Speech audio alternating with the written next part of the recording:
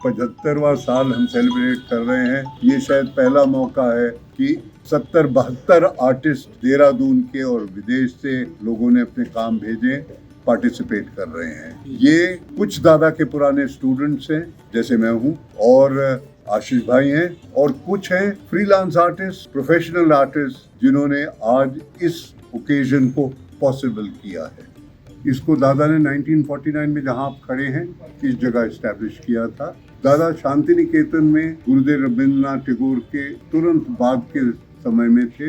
उनके टीचर नंदलाल बोस, अवनींद्रनाथ टैगोर, गगनेंद्रनाथ टैगोर, राम किंकर बैज, जो कि भारतीय कला के सबसे जाने पहचाने, सबसे मशहूर आर्टिस्ट और टीचर्स थे। उनसे उन्होंने सीखा था। उन्होंने आके कला केंद्र यहाँ पे स्थापना की, और स्थापना के कुछ ही समय बाद रथिंद्रनाथ टैगोर, रविन्द्रनाथ के पुत्र, यहाँ देहरादून आए, और पुराने शांति निकेतन के उनके एसोसिएशन, दादा के एसोसिएशन की वजह से गुरुदेव के पुत्र रथिंद्रनाथ कला केंद्र के पहले चेयरमैन बने।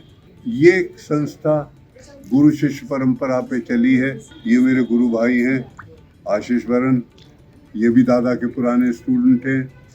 यहाँ से सीखने के बाद 42 साल एक ही जगह काम किया। ये इसलिए मेंशन कर रहा हूँ कि हम लोग उस पुरानी प्रथा को फॉलो करते हैं यहाँ पे, पढ़ने, पढ़ाने, सीखने, सिखाने की, जिसमें भगौड़ापन, जल्दबाजी, मैकडोनल्ड में जाके बर्गर खाया और खाना खा लिया, वो नहीं है। यहाँ हम जैसे कश्मीरी अपना वाजवान संभालते हैं, उस तरह हम कला का वाजवान यहाँ पे संभालते हैं, बच्चों को कला सिखाते हैं।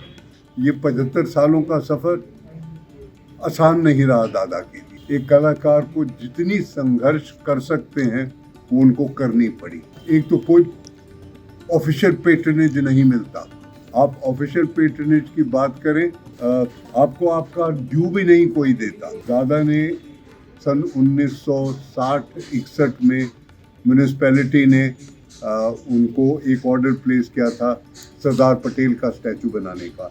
ये पटेल जो घंटा घर पे लगे हैं, ये यहीं ढले हैं जहां आपने जगह देखी है। पटेल का स्टैचू तैयार हो गया, लेकिन जब तक वो स्टैचू तैयार हो के म्यूनिसिपैलिटी ने लेना था, सरदार पटेल की करेंसी वैल्यू उस पॉलिटिकल समय में गिर गई। तो ये स्टैचू जो है म्यूनिसिपैलिटी के एक गैराज में बोरी से कवर होके कई साल पड़ा रहा। श्री सुरजीत दास, जो यहाँ के चीफ सेक्रेटरी भी रहे हैं, वो डिस्ट्रिक्ट मैजिस्ट्रेट थे 84 में यहाँ। मैं ऑफिशियल पेट्रन, जो आपने पूछा सफ़र कैसा है, जब वो आए और उन्होंने, वो एक जागरूक प्रवृत्ति के आदमी थे। वो गए जगमंदिर हॉल, देखा कि यहाँ पे हम क्या थिएटर कर सकते हैं, आर्ट कर सकते हैं। घूमते घामते गैराज में पहुंचे, उन्होंने कहा ये क्या है? उन्होंने कहा साहब ये सरदार पटेल है बोरी के नीचे। उन्होंने कहा दिखाओ। उन्होंने कहा ये यहाँ क्या कर रहा है? कि सर इसको लगाने वाला कोई नहीं है। तो उन्होंने कहा ये लगेगा, और उन्होंने जहाँ ये पोस्ट ऑफिस के सामने लगाए, ये जगह उन्होंने चुनी, स्टैचू को वहाँ पेडिस्टल पे खड़ा किया। आर्टिस्ट के लिए स्कोप जो है, अगर आप हिस्टोरिकली देखें, मरने के बाद होता है। एम.एफ. हुसैन भी बिकना शुरू हुआ मरने के बाद, पुराने आर्टिस्ट भी मरने के बाद। आर्टिस्ट अपनी क्रिएशन करता है क्योंकि उसकी फितरत है क्रिएट करने की। उसको खरीदने वाले तभी होते हैं जब कहें ये उसने बनाया था, जब आप था में जाते बिकते हैं। तो एक आर्टिस्ट के लिए बड़ी कठिन परिस्थितियों से गुजर। गवर्नमेंट की तरफ से अगर हम कहें कि हम कला केंद्र को आपसे कहते हैं मान्यता दो, कहते हैं 5 एकड़ जमीन लाइए, इतने करोड़ का इंफ्रास्ट्रक्चर लाइए, इतने आप पीएचडी लाइए, इतनों को जोड़ने के बाद आप खाली 20 लोगों को ले सकते हैं, उनसे 12,000 रुपये महीना ले सकते हैं, और अगर आप ये नहीं कर सकते तो आप संस्था नहीं चला सकते। कहूँगा जी सर। हम लोग यहाँ आते थे सीखने में, बचपन से आ रहा हूँ, क्योंकि हम सर्कुलर रोड पे रहते थे और निकलते बैठते मेरा इंटरेस्ट दिखा।